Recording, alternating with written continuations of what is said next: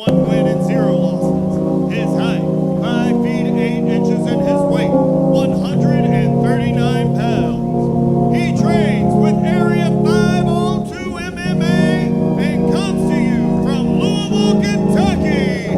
His name is Blake Alvey.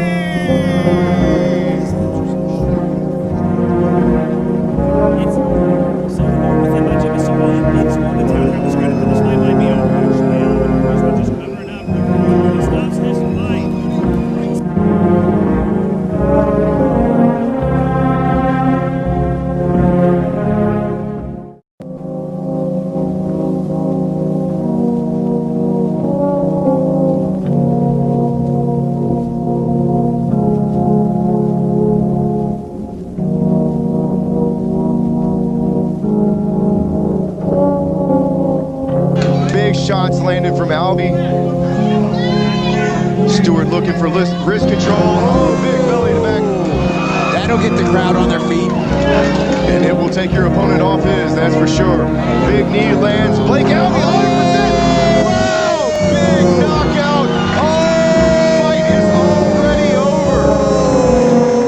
Cody Stewart now trying to fight our referee, Chris Kidman.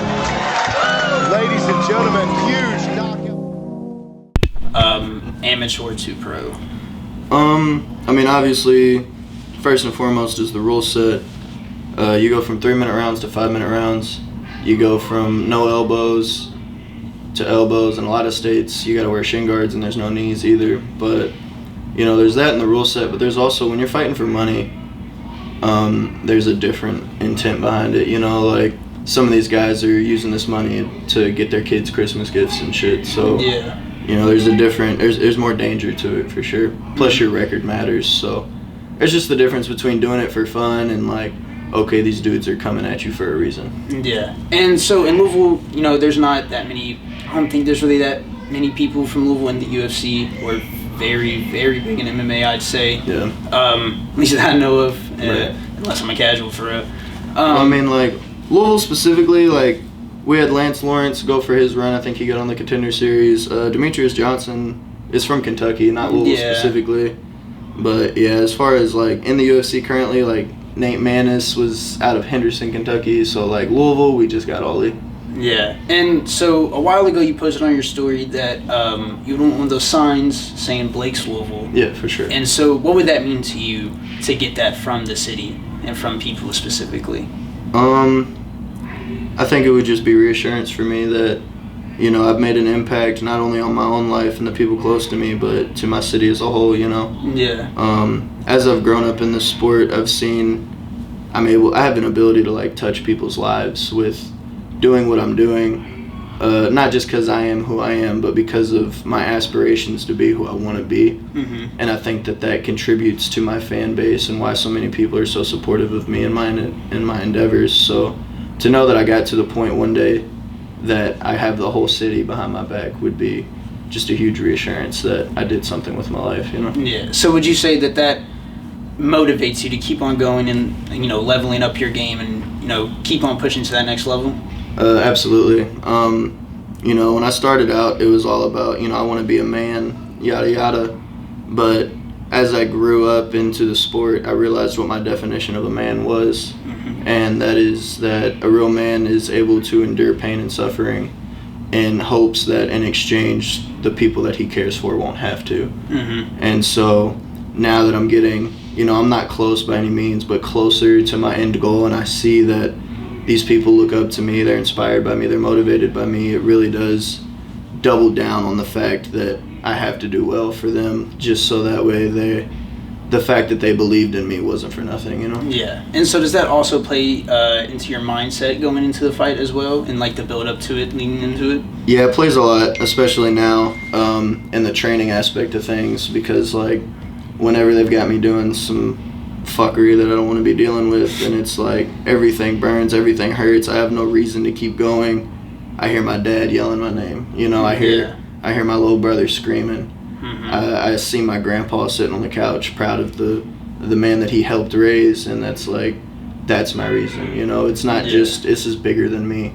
at this point. So yeah, absolutely, it's a huge motivator, and it's the end all be all of, if I can't do it for me, I have to do it for them. Yeah. And, people would say MMA is just a violent sport. But how would you explain to parents out there whose kids possibly want to get into this, who their main problem is the violence? How would you kind of try and turn them onto the other side of letting their kid doing MMA? First and foremost, I wouldn't turn anybody onto it. If you don't think this is something you want to do, don't do it, because this is not a sport you take lightly. But with that being said, neither is firefighting, neither is going to the Army, neither are these other things that can be seen as courageous and as a good life, but it's just publicly looked on better. And I think we've come a long way, because I'm not going to lie, like, back in the 90s, it was just a barbarian sport of, just like, I'm tough, you're tough, let's throw hands until somebody can't anymore. But now MMA is a lot more human chess. It's not, there happens to be a physical component to it, which is your athleticism and your toughness and your ability to take a shot and keep going. But the mental side of, like, strategizing and, like, I'm going to throw leg kicks because he's long, so it's harder for me to get inside, or I need to set up my wrestling shots because I'm not winning the striking exchanges, or I need to put out volume early on because my best chance to win this fight is to make him tired because I believe I have the better cardio. It really is human chess, in the same aspect that in firefighting, you go into a building, you have to be physically fit to be a firefighter, but also you have to be able to read the room. You have to be able to know what the smoke is saying the fire is about to do. Is it about to flash, which means the house is basically about to explode? Do I need to keep these doors closed so I'm not feeding the fire? Do I need to open the doors so I can let the fire out, kind of thing? So there's a lot of overlaps, but all in all, I'd say that my gym is my school. My gym is where I've learned all the lessons that I've learned throughout life to become a better man, and I wouldn't be where I am without MMA. So take that with a grain of salt and take that as you will, but MMA is the best thing that ever happened to me in my life, and I'd say it's went well so far, being that I'm 22. Yeah, and with all that, you say you love your gym and everything. What was your first experience like in this gym when you went into it, maybe not really knowing that much? So actually the reason that I came here was I moved into a new neighborhood in middle school, and when I got off the bus, all the kids that lived in that neighborhood was like, "Who are you? What are you doing here?" I was like, "Oh, I just moved in." And they were like, "Yeah, well, you're going to earn your spot." And so I had to slapbox this kid straight off the bus, and I got tore up. But afterwards, he, like, helped me up and shit. And he was like, "All right, you're not a punk, whatever." Cool. And so he brought me to the gym. And so once he brought me to the gym, it was like, a kid in a candy shop. Like, this is all I've ever wanted. Not in the sense of I knew what I was getting into, but in the sense of, like, I'm rough and I like to wrestle and I'm energetic. So, like, this looks like the perfect way for me to occupy my time. So it was an immediate excitement. And then I did class. And then it was an immediate, like, nerve-wracking experience of, like, I'm new to this. I don't know what I'm doing. I'm 14 at the time. So these are all grown men, like, they're all stronger than me. But, I think it was good for me to learn young how to overcome those fears and to, become one with the nerves that set into your stomach and learn how to use them for what you're trying to use them for instead of letting it consume you. Yeah, and you just recently turned 1-0, correct, professionally? After that first fight, what was your mindset basically like after getting that first win professionally, knowing you can do that to other people and stuff? It was, like I said, just reassurance. It was I am where I'm supposed to be, and this is the rest of my life. It was the beginning of forever for me.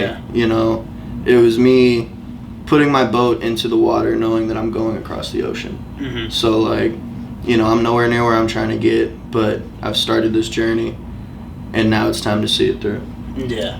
And, we're all behind you, especially, it'd be nice to have somebody from Louisville be in the UFC. Me, especially as a fan, would mean a lot. And, you're really inspirational. I think your story is really great. And you're a firefighter as well, correct? Yes, sir. And so what is that also like? How does that help you or So for me, the metaphors all overlap. It's a very physical thing. You have to be physically fit, and you have to solve a physical problem that is, not always just fire. There could be, like, whenever floods happen, we have to go out and get the people that are stuck in their homes. If you're stuck in an elevator, the fire department comes. even like I'm an EMT, we make a lot of EMS runs. Like we do everything except for what police do. And so everything is a matter of emotional control. Everything is a matter of achieving an intended outcome. Everything is a matter of doing what you need to do, causing the least amount of harm, but as efficiently as possible because somebody's life is on the line. Yeah. And what is it like training for this, for MMA? What is that? What do you have to risk to really do this for real? Everything. I'm risking my health. I'm risking my brain. I'm risking what could have been my future if I took a different route. You know, like I've put my everything into this. Like I work 48 hours on, 96 hours off at the firehouse, which means I work 2 days and then I'm off 4 days. And those 4 days are busier than my days at the firehouse because I wake up, I have to cook, I have to weigh out all my food, I have to make sure I'm taking all my supplements, I have to hopefully meal prep for the rest of the day, which never happens because I got to go to strength and conditioning in the morning, go to strength and conditioning, come back, cook my next meal because I got to get ready for the next session, you know, come back, cook my meal, and then I got to go find a recovery place, whether it's Wi-Fi or whether it's going to my muscular therapist, Gary Muncie. You know, it's a full day's work. It's not just a 9 to 5. It's from your eyes open to your eyes closed. So it's fully involved, and like I said, I wouldn't have it any other way, but I'm risking what else my life could have been by pursuing this, and I'm okay with that. And you know, like you said, MMA is a chess game. How do you keep your mentality just completely in check and make sure your emotions aren't all over the place and you're losing it? How do you do that? Well, obviously, it's something that comes with time. My first MMA fight, I just completely blacked out because I was so overrun with emotions. But over time, I've learned that the butterflies in your stomach isn't nerves. It's your body pulling blood from your stomach to put it into your muscles. That's the feeling of my body getting ready for war. You know, my brain going through all the, you know, what if he hits me with this? You know, what if he's stronger than I think? You know, it's not doubts. It's my brain comprehending what could go wrong so I can find the answer now instead of in the moment. Yeah. So that's where I just look at everything as my body is preparing itself to be the best version of itself. And so instead of getting overwhelmed by that feeling, I embrace it and I accept it and I let it run its course. So that way I know whenever I get into the cage, like I've ran every outcome possible. I'm as physically prepared as I could have been. I have all the adrenaline running through me that I could because I didn't waste it, you know, doing extra shit out in the parking lot. Like, I'm as ready as I can be because I let those things run its course through me. And what was your record as an amateur again? I was 8-3 as an amateur. And so, you know, 8-3, 3 losses. What lessons do you take from that? Because some people say that's when you find out where a real fighter is and where a real fighter isn't, is based off what you do with those losses. So having 3, how does that teach you? So I got the first 2 back-to-back early on in my MMA career. And after those 2 losses back-to-back, you know, you take one loss and you're like, oh, whatever, I'll bounce back. And then you take that second loss and you're like, what are we doing? You know, because I've never been to a decision. So that means I got TKO'd in the first loss, and then I got tapped out in the second loss. And it took me like 8 months of like seriously contemplating, like, what am I doing with my life? You know, but just the way I am, I had to double down because nothing else seemed worth dedicating my life to. So it's a make or break moment whenever you lose, you know. And then my next fight that I lose, I lost for the belt. So, you know, I've got my family, my firehouse is there watching me, you know, doing well until I'm not. And when I stopped doing well is when I lost. And, you know, I have to face all these people now. I have to come out after the fight, you know, with a black eye, with a limp, and tell them, you know, like, oh, I'm okay. And you have to hear all these people give you this, like, prodded ass, like, oh, you did a great job, yada, yada. And I'm like, yeah, whatever, thanks, I appreciate it. And then you go home, and the worst person you have to talk to is yourself. Once you're in bed and there's nobody else there, the lights are off and it's just you and your thoughts, and you have to live with that. And you know, it's like I said, it's a make or break moment. You're either going to double down and do more, or you're going to give up right then and there. Well, like, man, we really appreciate you for your time, and like I said, we're all rooting behind you. It'd be really nice to see someone like you in the UFC, man. I appreciate it. Won't be too long, man. Thank you so much, man. Thank you. No problem.